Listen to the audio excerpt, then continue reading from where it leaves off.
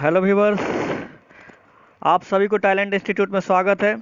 तो मैं आप लोगों के लिए आज इतिहास का सुप्रसिद्ध सामान्य अध्ययन का महत्वपूर्ण प्रश्न लेकर आया हूं, और जो कि बहुत इम्पोर्टेंट है। और ये किसके लिए उपयोगी है? रेलवे एनटीपीसी हो गया, ग्रुप डी हो गया, बैंक हो गया, सीएचएसएल हो गया, सीजीएल हो गया, स्टेट पुलिस, कोई भी स्टेट पुलिस हो जाएगा, दिल्ली पुलिस हो जाएगा, इस सारे के लिए उपयोगी है। तो इसलिए ये बहुत महत्वपूर्ण है और ये आप लोग याद करिएगा, इतिहास का है। तो चलिए हम लोग क्वेश्चन देखते हैं। क्वेश्चन क्या है आप लोगों के लिए? पहला क्वेश्चन है, तो पहला क्वेश्चन आप लोग के स्क्रीन पे आने वाला है ये। हर्षवर्धन के दरबारी कवि कौन थे? बताइए, हर्षवर्धन के दरबारी कवि कौन थे? बाणभट्ट, हरिसेन, कालिदास या इनमें से कोई नहीं? बताइए बताइए व्यूअर्स, बहुत इंपॉर्टेंट प्रश्न है, बहुत बार पूछा गया प्रश्न है ये। तो इसका सही आंसर हो जाएगा बाणभट्ट। ओके, हर्षवर्धन के दरबारी कवि थे बाणभट्ट। चलिए अगला प्रश्न देखते हैं। प्रश्न संख्या 2, पुलकेशिन द्वितीय ने हर्षवर्धन को पराजित किया था।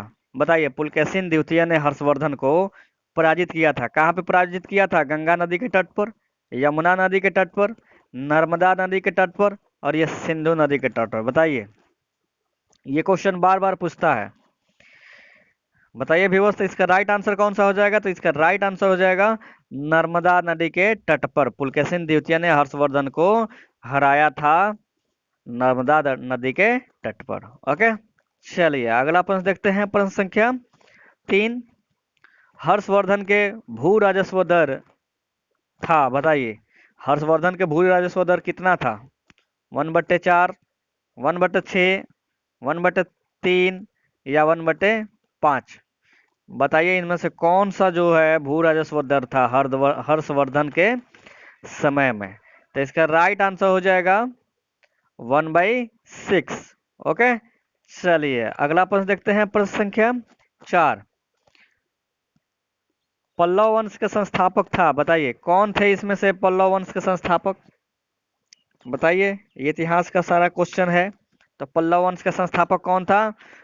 बताइए आप लोग। महेंद्र वर्मन, सिंह विष्णु, नरसिंह वर्मन या नंदी वर्मन? बताइए बताइए बताइए, कौन सा हो जाएगा इसका आंसर?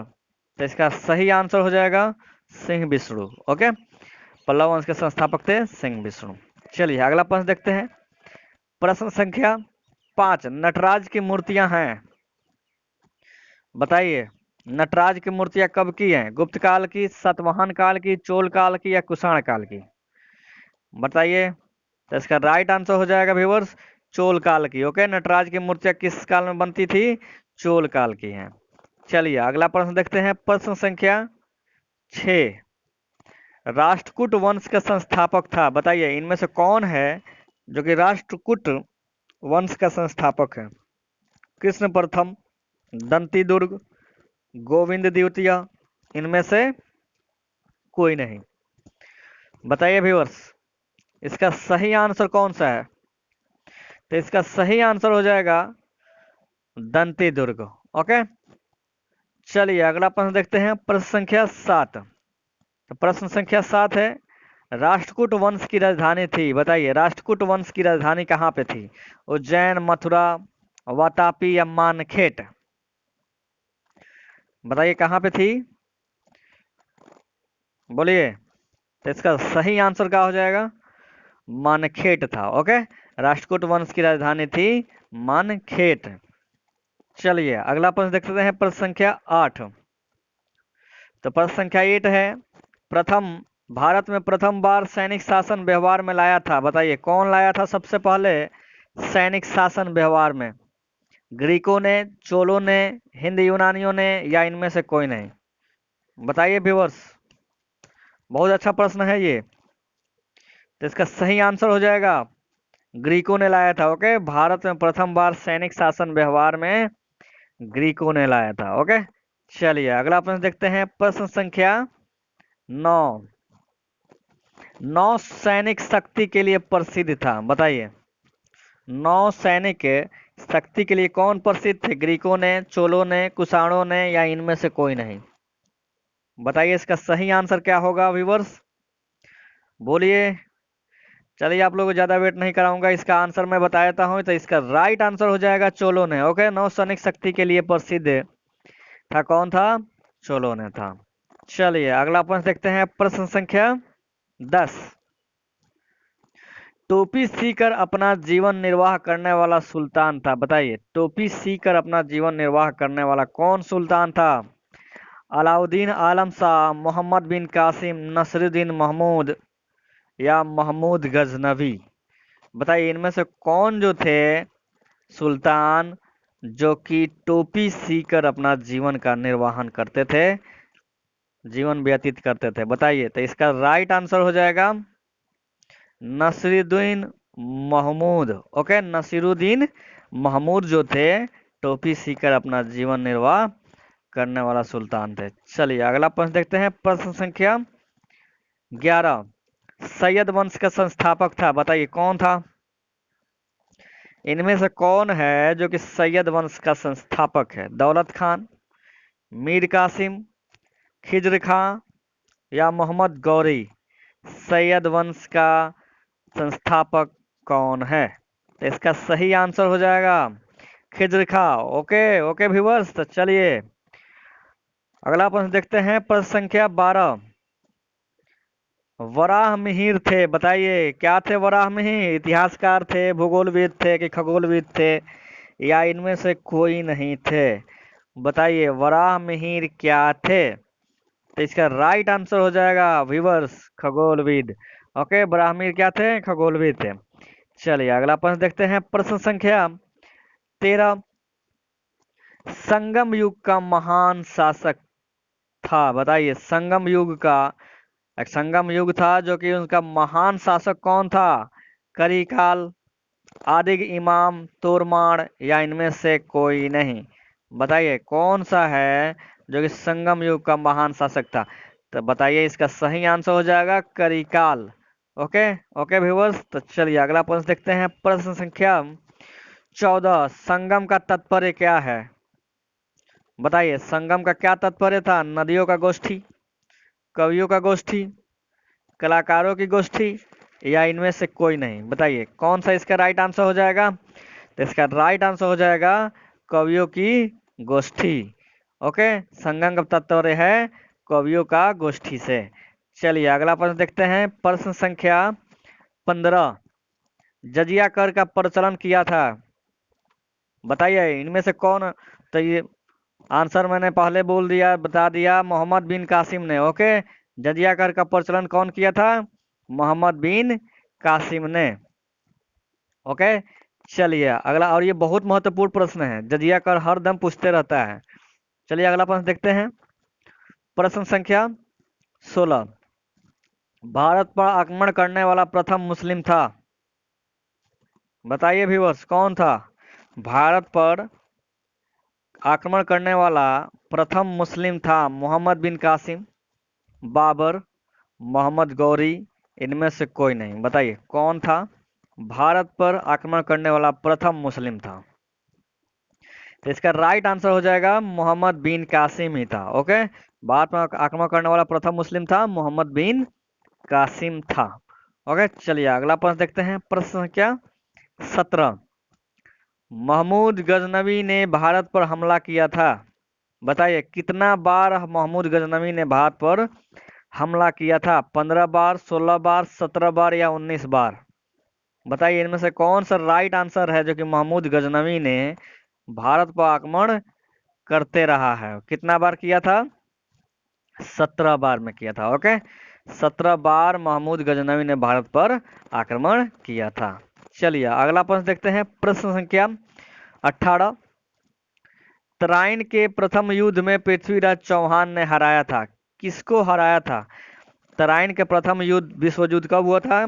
1191 में हुआ था।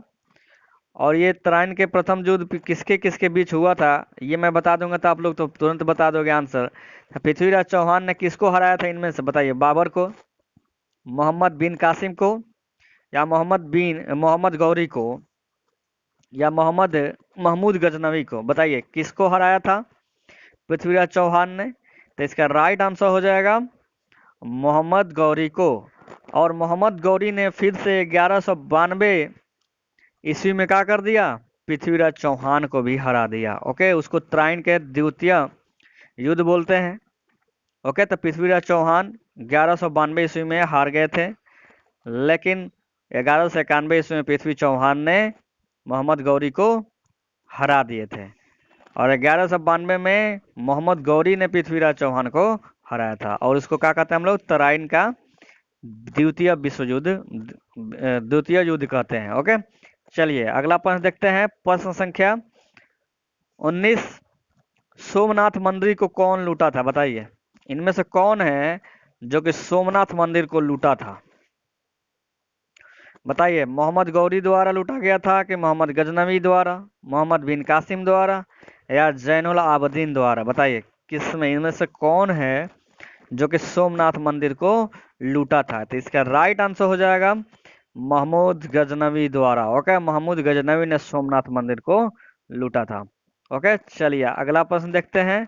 प्रश्न संख्या 20, तैमूर लंग ने भारत पर आक्रमण किया था, बताइए।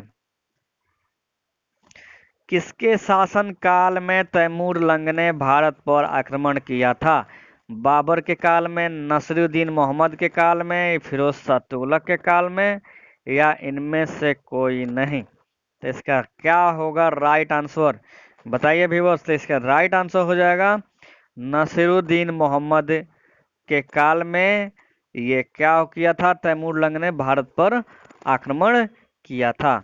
चलिए अगला प्रश्न भी देख लेते हैं। प्रश्न संख्या 21, जौनपुर नगर के संस्थापक थे, बताइए। इनमें से कौन है जो कि जौनपुर नगर को क्या किए थे, स्थापना किए थे, शाहजहां, जहांगीर, फिरोज शाह तुगलक, या कुली कुतुब शाह, बताइए। इसका राइट आंसर क्या हो जाएगा व्यूअर्स। तो इसका राइट आंसर हो जाएगा फिरोज शाह तुगलक। जौनपुर नगर के संस्थापक है फिरोज शाह तुगलक। चलिए अगला प्रश्न पर देखते हैं हम लोग। प्रश्न संख्या 22, हैदराबाद में स्थित चार मीनार को किसने बनवाया था, बताइए। इनमें से कौन है जो कि हैदराबाद में स्थित जो चार मीनार है, बहुत प्रसिद्ध भी है चार मीनार, कौन इसको बनवाया था, फिरोज शाह तुगलक, कुली कुतुब शाह, मोहम्मद बिन कासिम, या शाहजहां, बताइए। इसका राइट आंसर क्या हो जाएगा। तो इसका राइट आंसर हो जाएगा कुली कुतुब शाह ने हैदराबाद में स्थित चार मीनार को बनवाया था। ओके, चलिए अगला प्रश्न देखते हैं। प्रश्न संख्या 23, पूर्व का सिराज किसे कहा जाता है, बताइए। पूर्व का सिराज कहा जाता है, ये बहुत महत्वपूर्ण प्रश्न है और बहुत बार पूछा हुआ प्रश्न है। चलिए बताइए, पूर्व का सिराज किसे कहा जाता है, उज्जैन को, जौनपुर को, मथुरा को, या इनमें से कोई नहीं। तो इसका राइट आंसर हो जाएगा व्यूअर्स जौनपुर को। ठीक है, और जौनपुर को अभी मैंने बताया कौन बसाया था, कौन बसाए थे, फिरोज शाह तुगलक ने बसाए थे। चलिए अगला प्रश्न देखते हैं। प्रश्न संख्या 24, मीराबाई समकालीन थी, बताइए। मीराबाई जो किसके समकालीन थी, देवदास की, तुलसीदास की, व्यासराज की, या इनमें से कोई नहीं, बताइए। मीराबाई समकालीन थी, किनकी समकालीन थी। तो इसका आंसर हो जाएगा तुलसीदास की। मीराबाई तुलसीदास की क्या थी, समकालीन थी। चलिए अगला प्रश्न देखते हैं। प्रश्न संख्या 25, भक्त तुकाराम समकालीन थे, बताइए। भक्त तुकाराम किनके समकालीन थे, बाबर के, अकबर के, जहांगीर के, या शाहजहां के, बताइए भी बस। इसका राइट आंसर क्या हो जाएगा। ये सारे जितना भी शासक है मुगल वंश के हैं, बताइए किसके शासन काल समकालीन थे तुकाराम। तो भक्त तुकाराम जहांगीर के क्या थे, समकालीन थे। ओके, चलिए अगला प्रश्न देखते हैं। प्रश्न संख्या 26, दोहरी शासन नीति को समाप्त किया था, बताइए। इनमें से कौन है जो कि दोहरी शासन नीति को क्या कर दिया, समाप्त कर दिया था, कैनिंग ने, लॉर्ड डलहौजी ने, वारेन हेस्टिंग्स ने, या इल्तुतमिश ने, बताइए। इनमें से कौन है जो कि दोहरी शासन नीति को समाप्त किया था। तो चलिए इसका आंसर हो जाएगा वारेन हेस्टिंग्स ने क्या किया था, दोहरी शासन नीति को समाप्त किया था। ओके, चलिए अगला प्रश्न पढ़ते हैं हम लोग, देखते हैं क्या है।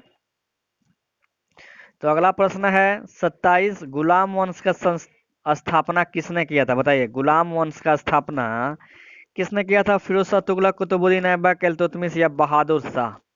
तो इसका राइट आंसर हो जाएगा कुतुबुद्दीन ऐबक। ओके, कुतुबुद्दीन ऐबक ने क्या किया था? कुतुब मीनार का को बनवाया था, लेकिन पूरा काम ये नहीं करवाए थे। चलिए अगला प्रश्न देखते हैं। प्रश्न संख्या 28, दिल्ली का पहला मुसलमान शासक था? बताइए कौन था? दिल्ली का सबसे पहला मुसलमान शासक था इल्तुतमिश, अलाउद्दीन खिलजी, बहलोल लोदी या कुतुबुद्दीन ऐबक? तो इसका राइट आंसर हो जाएगा व्यूअर्स कुतुबुद्दीन ऐबक। दिल्ली का पहला मुसलमान शासक था कुतुबुद्दीन ऐबक। चलिए अगला प्रश्न देखते हैं। प्रश्न संख्या 29, इक्तादारी व्यवस्था का प्रचलन आरंभ किया था? बताइए, इक्तादारी व्यवस्था का प्रचलन किसने प्रारंभ किया था? कुतुबुद्दीन ऐबक, इल्तुतमिश, बहलोल लोदी, अलाउद्दीन? बताइए व्यूअर्स, इसका राइट आंसर क्या हो जाएगा? तो इसका राइट आंसर हो जाएगा इल्तुतमिश ने। इक्तादारी व्यवस्था का प्रचलन कौन किया था? इल्तुतमिश ने किया था। ओके, चलिए अगला प्रश्न देखते हैं। प्रश्न संख्या 30 और ये लास्ट प्रश्न है। 2.5 दिन का झोपड़ी बनवाया था, किसने बनाया था 2.5 दिन का झोपड़ी? ये तो बहुत महत्वपूर्ण प्रश्न है, ये बार बार पूछता है। 2.5 दिन का झोपड़ी किसने बनवाया था? इल्तुतमिश, बहलोल लोदी, शाहजहां या कुतुबुद्दीन ऐबक? बताइए इसका राइट आंसर क्या हो जाएगा? तो इसका राइट आंसर हो जाएगा कुतुबुद्दीन ऐबक ने ही 2.5 दिन का झोपड़ा बनवाया था। ओके, तो ये लास्ट प्रश्न था। तो आई होप कि आप लोगों को अच्छा लगा होगा व्यूअर्स। तो अगर आप लोग को अच्छा लगा हो तो इस वीडियो को सब्सक्राइब करें, लाइक करें और कमेंट्स भी ज़रूर करें। और सब्सक्राइब तो बहुत ज़रूरी है, आप लोग सब्सक्राइब करें ताकि हम कोई भी नया वीडियो अगर अपलोड करूं तो आप लोग को तुरंत नोटिफिकेशन मिल जाए। और बेल आइकन भी दबा दीजिएगा। ओके, तो चलिए हम लोग फिर मिलते हैं नेक्स्ट वीडियो में। ओके व्यूअर्स, थैंक यू, धन्यवाद।